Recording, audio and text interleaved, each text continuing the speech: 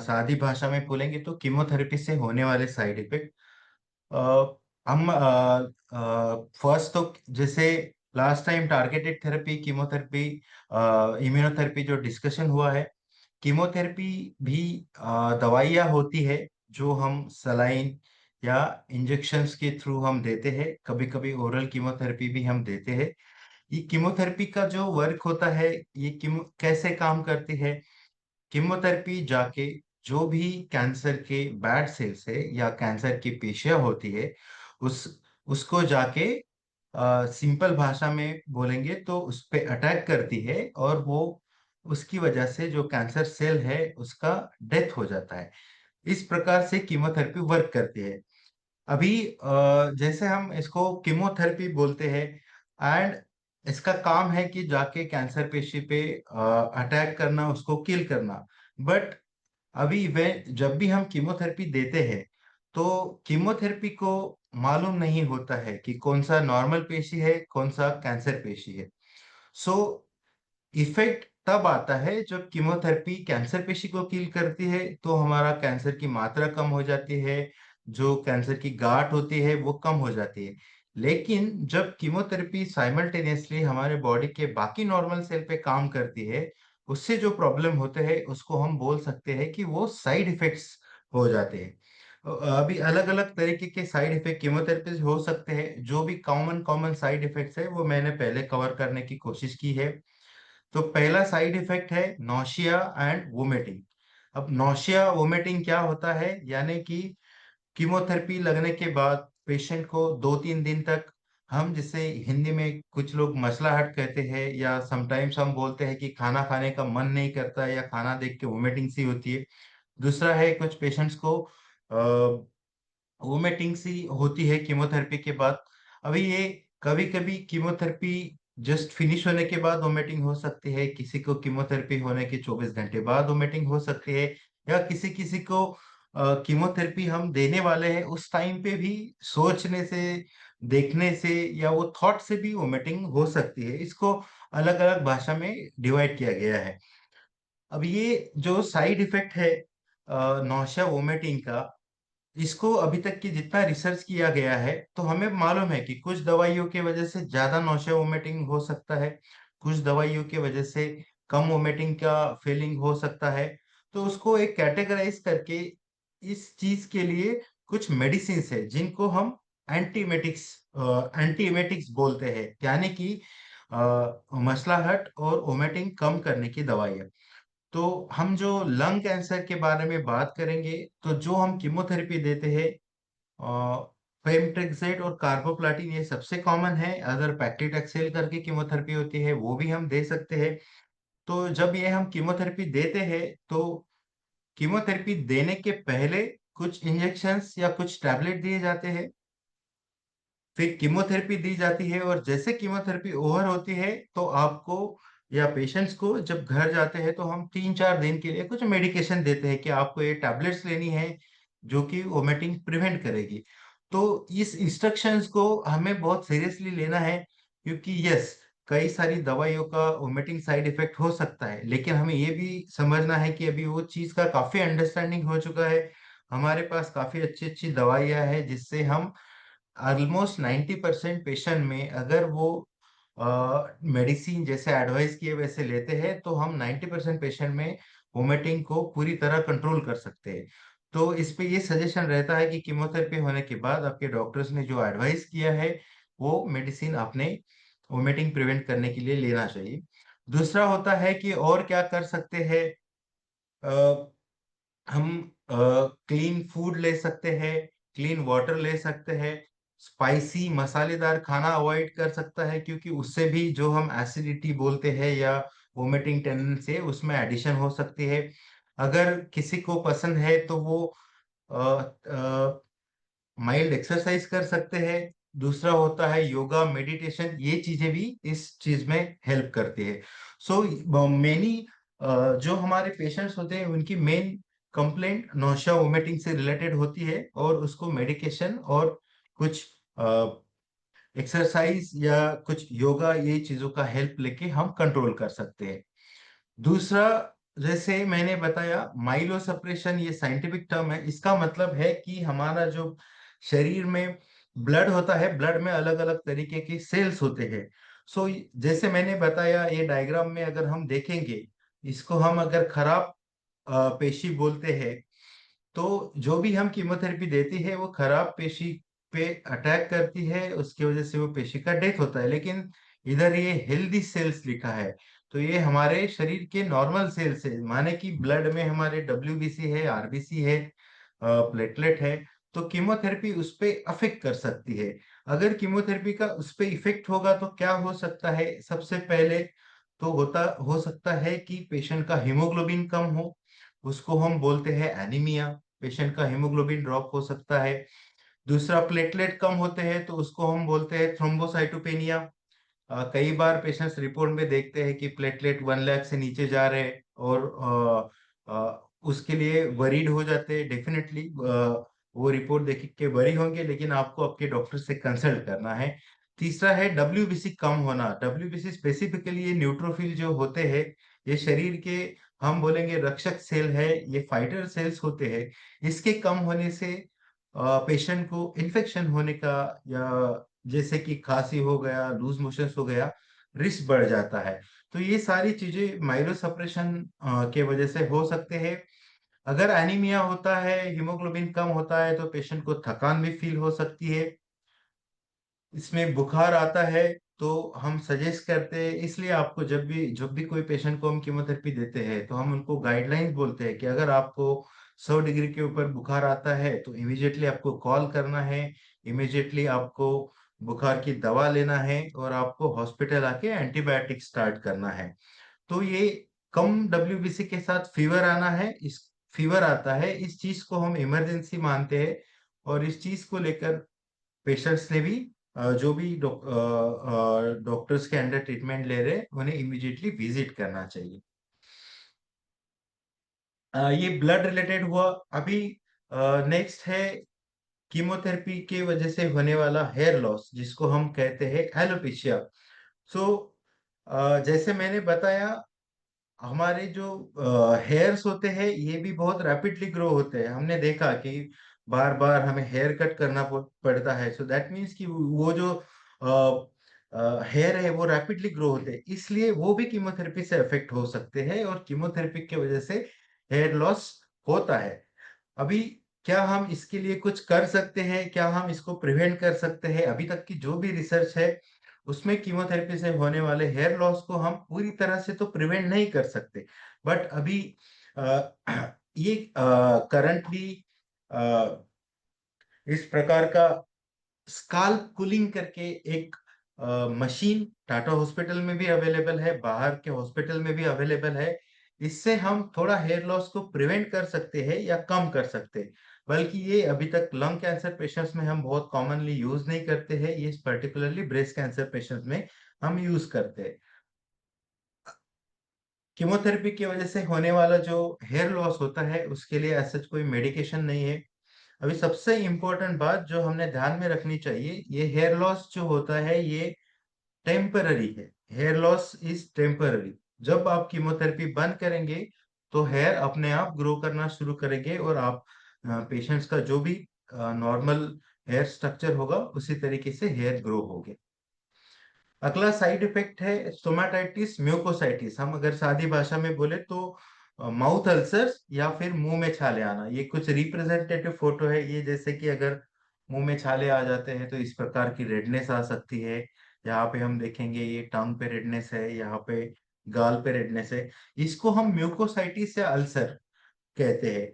अभी ये कीमोथेरेपी के साइड इफेक्ट्स होता है, क्योंकि कीमोथेरेपी की वजह से डब्ल्यूबीसी कम होते हैं, इम्यूनिटी कम होती है। तो ये जो हमारा माउथ का जो हम इसको म्यूकोजा बोलते हैं, या अंदरूनी लेयर, माउथ की हो या हमारे अन्न नलिका की हो, ये बॉडी को प्रोटेक्शन देने का काम करते हैं, हमारे इंटरनली प्रोटेक्ट करता है। लेकिन कीमोथेरेपी की वजह से ये डिस्टर्ब होता है, उसके वजह से पेन हो सकता है, खाना तीखा लग सकता है, स्पाइसी लग सकता है, पेशेंट को खाने में दिक्कत हो सकती है। तो ये चीज अगर कोई पेशेंट्स को होती है तो हमें इसका ख्याल करना चाहिए। अभी इसको मैनेज कैसे करते हैं, तो जो भी पेशेंट्स को हम कीमोथेरेपी स्टार्ट करते हैं उनको हम स्ट्रिक्टली बताते हैं कि आपको during the period of chemotherapy आपको हेयर वॉश, माउथ वॉश करना है रेगुलरली, एक्सिडीन या बीटाडीन, और उसके साथ साथ कुछ एंटीफंगल मेडिसिन होते हैं या ऑइंटमेंट होते हैं वो रेगुलरली लगाना है। उसके वजह से ये इसको प्रिवेंट करने की हम कोशिश करते हैं। अगर उसमें दर्द होता है तो लोकली लगाने के लिए कुछ सॉल्यूशंस अवेलेबल है। बहुत ज्यादा दिक्कत होती है तो कभी कभी हमें एंटीबायोटिक्स देने पड़ते हैं, और अगर पेशेंट खा नहीं सकते हैं तो उनको आ, हम न्यूट्रिशन दे सकते हैं आईवी थ्रू। अगला साइड इफेक्ट जो है skin and nail side effects. जैसे कि लंग कैंसर में कीमोथेरेपी भी देते हैं और टारगेटेड थेरेपी के टैबलेट्स भी बहुत कॉमनली देते हैं। उसकी वजह से जो साइड इफेक्ट्स होते हैं, ये एक रिप्रेजेंटेटिव फोटो है। उसकी वजह से क्या हो सकता है कि स्किन पे ऐसे रैशेस आ सकते हैं, कभी कभी हैंड्स का रेडनेस हो सकता है, ये देखिए नाखून के जगह सूजन आ सकती है, या ऐसे चेहरे पे पिंपल की तरह कुछ साइड इफेक्ट्स हो सकते हैं। अब ये साइड इफेक्ट्स कीमोथेरेपी की वजह से हो सकते हैं क्योंकि स्किन भी जल्दी जल्दी ग्रो होने वाला हमारा शरीर का हिस्सा है। अगर ऐसा कोई भी साइड इफेक्ट नोट होता है तो आपको इमीडिएटली आपके डॉक्टर को कंसल्ट करना है। आपके डॉक्टर उसके लिए गाइडेंस करेंगे। इसको मैनेज करने के लिए कुछ लोकल ऑइंटमेंट हम देते हैं। अगर इन्फेक्शन होता है तो एंटीबायोटिक्स हम देते हैं। अगर बहुत ज्यादा सीवियर है तो कुछ दिन के लिए हम दवाई या कीमोथेरेपी को भी होल्ड कर सकते हैं। अ, अभी ये कुछ नॉन स्पेसिफिक साइड इफेक्ट्स है, जैसे कि एनोरेक्सिया एंड टेस्ट अल्सरेशन। जैसे बहुत सारे पेशेंट्स हमें बोलते रहते हैं कि कीमो लगने के बाद से हमने भूख लगना ही बंद हो गया है, किसी किसी का टेस्ट चला जाता है। तो ये कुछ साइड इफेक्ट्स है कीमोथेरेपी के, बट इसको भी हम मैनेज कर सकते हैं रेगुलर ओरल केयर से। हमें रेगुलरली माउथ वॉश करना चाहिए, हमें रेगुलरली बेटाडीन गार्गल्स करने चाहिए। हार्ड फूड या ड्राई फ्रूट है जो पेनफुल रह सकते हैं उसको हम अवॉइड कर सकते हैं। हम सजेस्ट करते हैं कि ड्यूरिंग कीमोथेरेपी हम clean and neat food and water हमें लेना चाहिए। अभी हम कुछ पेट के साइड इफेक्ट देखेंगे, जैसे कि कॉन्स्टिपेशन और डायरिया। कॉन्स्टिपेशन माने बद्धकोष्ठता। कीमो लगने के बाद पेशेंट को 2 दिन 3 दिन तक वो अपना स्टूल पास नहीं कर पाते, ऐसे सिचुएशन को हम कॉन्स्टिपेशन बोलते हैं। ये भी कीमोथेरेपी का एक साइड इफेक्ट है। पैक्लिटाक्सेल करके कीमोथेरेपी है, उसके वजह से होने का चांस ज्यादा होता है। जब भी ऐसा कुछ महसूस होता है तो पेशेंट आपने अपने डॉक्टर को इन्फॉर्म करना है। उसके लिए कुछ मेडिसिन दे सकते हैं हम लैक्सेटिव, जो रात को लेने से कॉन्स्टिपेशन रिलीव हो सकता है। कुछ सिंपल उपाय है, जैसे कि हम सजेस्ट करते हैं कि ड्यूरिंग कीमोथेरेपी पेशेंट ने वेल हाइड्रेटेड रहना चाहिए, डेली 2 से 3 लीटर तक पानी पीना चाहिए, फ्रेश फ्रूट्स खाने चाहिए, वेजिटेबल्स खाने चाहिए, और हाई फाइबर डाइट हमें लेना चाहिए। थोड़ा mild physical activity and exercise ये करने से भी हमारा जो कॉन्स्टिपेशन है वो रिलीव हो सकता है। अगला है डायरिया। डायरिया हम इन नॉर्मल भाषा में बोलेंगे तो लूज मोशंस या बार बार शौच को जाने का काम पड़ना है, उसको हम डायरिया बोलते हैं। कीमोथेरेपी की वजह से पेशेंट्स का इम्यूनिटी लो रह सकता है, या फिर थोड़ी देर पहले जैसे मैंने बताया कि हमारा जो माउथ है, माउथ के अंदर से जो लेयर है उसको म्यूकोसा कहती है। ऐसे लेयर हमारे इंटेस्टाइन में भी होती है। कीमोथेरेपी की वजह से वो लेयर वीक होती है, और इंटेस्टाइन में भी कभी कभी सूजन आ सकती है। उसके वजह से लूज मोशंस हो सकते हैं। कभी कभी कुछ दवाइयों की प्रॉपर्टी, कुछ कीमोथेरेपी का साइड इफेक्ट ही होता है कि उसके लेने से लूज मोशन हो जाता है। तो ऐसे लिए इसके लिए हम सजेस्ट करते हैं कि इस टाइम पे पेशेंट्स ने स्ट्रिक्टली घर का या साफ सुथरा खाना खाना चाहिए, साफ सुथरा पानी पीना चाहिए। बहुत सारे पेशेंट्स पूछते हैं कोकोनट वाटर हम ले सकते हैं क्या, फ्रूट जूस ले सकते हैं क्या। कोई भी चीज लेने के लिए मनाही नहीं है, बट हम चाहते हैं कि वो चीज साफ सुथरी होनी चाहिए, ताकि अगर उसके कंजम्पशन के बाद पेशेंट को लूज मोशंस ना हो, डायरिया ना हो। और इन केस अगर डायरिया होता है तो उसके लिए कुछ मेडिसिन आपको आपके डॉक्टर सजेस्ट करते हैं कीमोथेरेपी के बाद, वो लेना है। उससे भी रिलीव नहीं होता है तो हाइड्रेशन की जरूरत होती है, जो या तो ओआरएस की फॉर्म में ले सकते हैं, या हॉस्पिटल जाके हम आईवी सलाइन भी ले सकते हैं। अभी ये कुछ रेयर साइड इफेक्ट्स है, अभी तक के जो मैंने साइड इफेक्ट्स बताए वो सारे कॉमनर साइड इफेक्ट्स है, जो हमें रोजाना देखने मिलते हैं कीमोथेरेपी पेशेंट्स, जो भी पेशेंट्स कीमोथेरेपी लेते हैं। जब अभी ये बिफोर मैं ये जिससे पहले कि मैं ये रेयर साइड इफेक्ट को डिस्कस करूं, हम ये बताना चाहते हैं कि जब अभी मैं जैसे आपको बता रहा हूँ ये साइड इफेक्ट्स है, वो साइड इफेक्ट्स है, इसका मतलब ये नहीं है कि पेशेंट को कीमोथेरेपी दिया तो ये सारे साइड इफेक्ट्स होने ही वाले हैं। ये बात को समझना जरूरी है। ये साइड इफेक्ट्स हो सकते हैं, कोई दवाई से ज्यादा मात्रा में हो सकते हैं, कोई दवाई से बिल्कुल भी नहीं हो सकते हैं।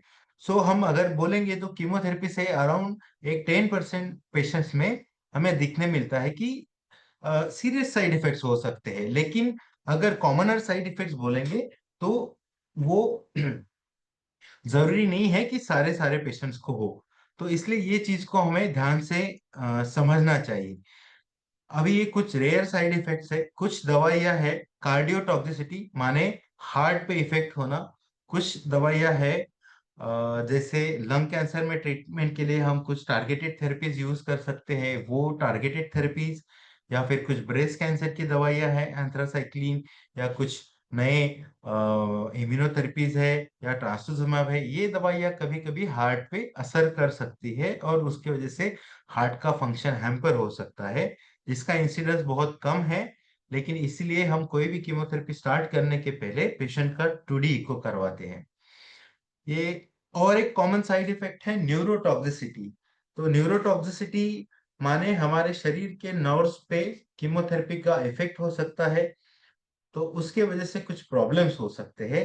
जैसे कि सिंपली हम कहेंगे कि टिंगलिंग नमनेस, यानी हाथ पांव में झंझनाहट होना, झिंझिनी होना, जो टिपिकली हमारे हाथ में होती है या पैर के तलवों में हो सकती है शुरुआत। तो ऐसे कुछ साइड इफेक्ट्स होते हैं, तो उसको हम न्यूरोपैथी कहते हैं। ऐसा अगर हमें कोई भी पेशेंट को साइड इफेक्ट शुरू स्टार्ट होता है तो उन्होंने इमिडिएटली अपने डॉक्टर्स को बताना चाहिए, ताकि या तो कीमोथेरेपी का डोजिंग एडजस्ट किया जाएगा, या तो उसके लिए हम ट्रीटमेंट सजेस्ट कर सकते हैं। रीनल टॉक्सिसिटी माने किडनी पे असर। तो बहुत सारी कीमोथेरेपी दवाइयां है जो किडनी पे असर कर सकते हैं। जैसे कि हम लंग कैंसर में कार्बोप्लाटिन या सिस्प्लाटिन यूज करते हैं, उसका असर भी किडनी पे हो सकता है। लेकिन हमें क्या प्रिकॉशंस लेने चाहिए जब भी कोई किडनी पे असर होने का रिस्क है? तो हम प्रिकॉशंस लेते हैं कि पेशेंट को एडिक्वेट हाइड्रेशन दिया जाए, पेशेंट को एडिक्वेट न्यूट्रिशन दिया जाए। उसके साथ साथ जब डिस्चार्ज के बाद भी हम पेशेंट्स को गाइड करते हैं कि आपको घर पे एडिक्वेट हाइड्रेशन लेना है, और जो भी किडनी से रिलेटेड टेस्ट है वो हम मॉनिटर करते हैं। पल्मोनरी टॉक्सिसिटी, इसका मतलब है लंग में होने वाली टॉक्सिसिटी, या जो भी हमारे फेफड़े है, फुफ्फुस है, उस पे भी कीमोथेरेपी के साइड इफेक्ट्स हो सकते हैं। कुछ केसेस में ऐसा देखा गया है कि कीमोथेरेपी की वजह से लंग में डैमेज हो सकता है, और उसके वजह से सांस लेना या खांसी होना, ये दिक्कतें हो सकती है। सो ये सारी जो चीजें थे, ये कुछ कॉमन साइड इफेक्ट्स थे जो मैंने आपके साथ डिस्कस किया है। आई थिंक मेरा प्रेजेंटेशन मैं यहीं पे खत्म कर